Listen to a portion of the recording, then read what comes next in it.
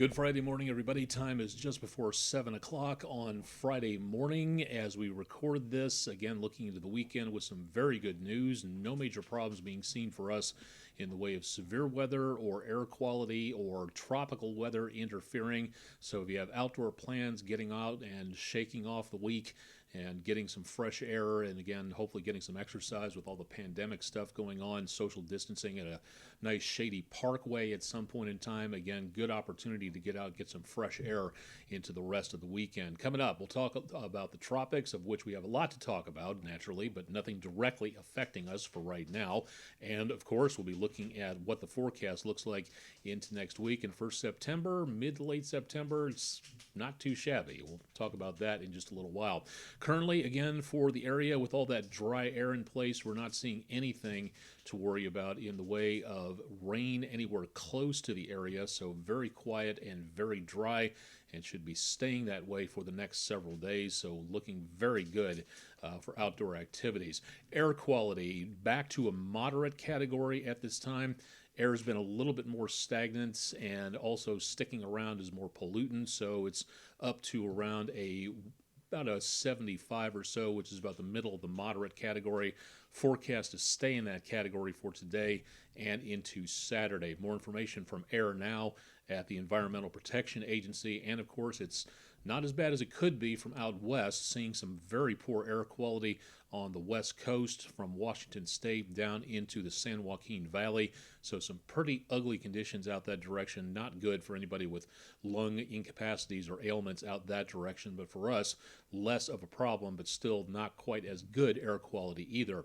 Tropical Depression 22 is wandering through the Gulf of Mexico.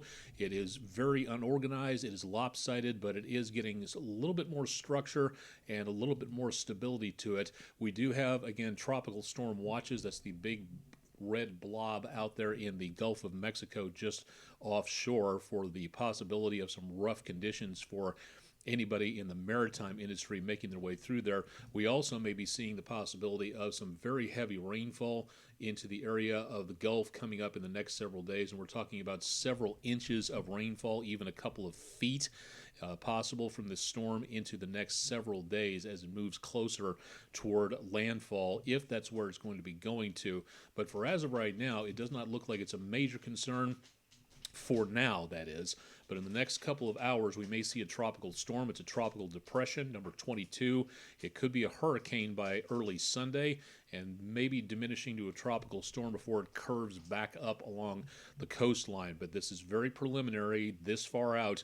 It could go anywhere in that white speckled area. So it could hit the heel of Louisiana up around the Texas border. It could go south of the Rio Grande. That's a very wide area to see where it goes to, but that's, again, the way these forecasts work out there. We've got plenty more activity across the entire Atlantic. I'm not going to bore you with detailed information about all of them, but suffice it to say we've got a lot to keep an eye on, none of which, again, outside of Tropical Depression 22 in the Gulf, are an instant threat to the United States, but we are rapidly running out of alphabet from these storms. Here in the Mid-South, quiet and dry, no problems being seen. National Weather Service in Memphis showing no hazardous weather expected at this time, so very quiet for right now. We've got high pressure up around the Great Lakes, and that's keeping things quite nice. But in the next couple of days, as the area of high pressure moves its way off to the east, we'll start to see winds come back up out of the south. Now, that could possibly do a better job in escorting moisture from 22 up this direction, possibly. But for right now, it's a little bit iffy to say that we are going to be getting moisture up into this part of the forecast. It looks like that high pressure winds are going to be pushing that moisture back toward the Gulf of Mexico. So I doubt we're going to be getting much of anything. Clouds off of 22, maybe rainfall, a little iffy at this point at best. At the 10-day forecast at this time holds little, if anything, in the way of rainfall. We do have, again, some partly cloudy skies coming up as we go into Monday, and the basic throughout the rest of next week, partly cloudy to mostly sunny sky. But take a look at some of those temperatures out there. Mid to upper 70s to lower 80s for the weekend with plenty of sunshine, and mid to upper 70s to lower 80s as we go throughout the rest of the week on the Weather Underground forecast here, looking very nice indeed. So again, for outdoor activities, a little bit of fresh air does not look to be a problem at this time in the Mid-South area. So hopefully, again, get some vitamin D, and hopefully you're going to be, again, getting some good sunshine out there to, again, get out some of that cabin fever from being stuck indoors from the last couple of months with the pandemic going on. Wear your masks, social distance, but again, get some fresh air if you can. Those of you who have been asking about the from the 7-day forecast, that's pretty extended, but for the outwards from there, as we go into the next several weeks and months, what does it look like going into and around the area of the end of the month into around the end of the year?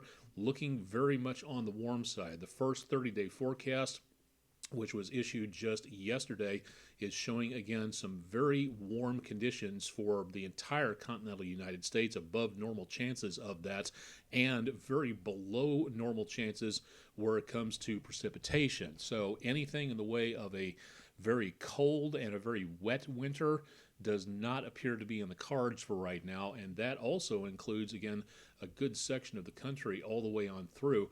Going out even farther to the 3-month outlook and taking a look at the chances of activity there, it even increases to where we see a much higher above normal temperature anomaly for much of the continental United States. So this may end up possibly being one of the more mild winters we have seen in the Mid-South and throughout much of the entire southern United States. Likewise, the only place that sees an above normal chance of precipitation is the Pacific Northwest, the Cascades, and back into the northern Rockies. So for right now, very much on the dry side for much of the country as we go into winter. And remember, we only have a few more days before we cross over out of summer and into autumn. We're almost there. It's going to take a little while. Not to mention the fact that, again, as we go into October and November, now is the time to get ready for severe weather by learning to be a spotter. National Weather Service could use your help because of the pandemic. All the Skywarn training classes will be online, and it will be taught by counties. So if you would like to take these, all you have to do is sign up for them, register online. It's totally free. That's the good thing. Your tax dollars and my tax dollars at work helping to keep the citizenry of the United States trained when it comes to things like severe weather. So very good courses to take. I've seen severe weather spotters as young as 8 or 9 years old. The National Weather Service meteorologists and personnel teach you what you need to know about to look for and to call back to them to let them know what you are seeing where you are, so they can tell people ahead of the storm what's going on and what to look for and what to be prepared for. So your information might help save a life, and the way to do that is, again, to take these courses. Now, keep in mind, again, this is very important. Yes, I realize everybody out there can read, but re-emphasizing that this is a spotter course. This is not a chase course. If you want to learn how to chase storms, great. That's a good opportunity for a hobby or a career, even as a research career, an academic career, something like that for research.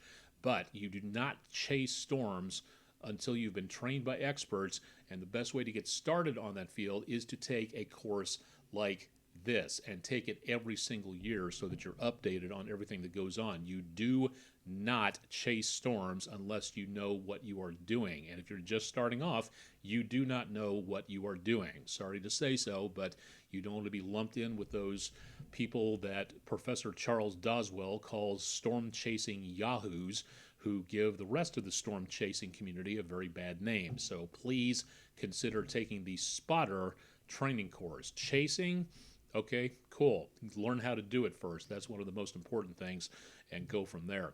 Check out my social media websites throughout the rest of the day and into the weekend, and we'll have tons more available on, of course, science and weather, and we'll keep an eye on the tropics and everything else. Got any questions? Email me at Meteorologist Austen L. Onek at gmail.com. Would love to hear from you, and again, more information available throughout the rest of the weekend. Hopefully you have a safe one out there. Let's all be careful out there. Remember, mask up, and social distance. The only way we're going to get out of this pandemic is if we all spread out and stop breathing in each other's germs. And again, if Sturgis, the bike rally, and several other events have not proven conclusively that we are in a pandemic and we are spreading the germs ourselves, and there are in fact germs out there, it is not a media hoax. It is in fact a real pandemic, real germs, and causing real deaths.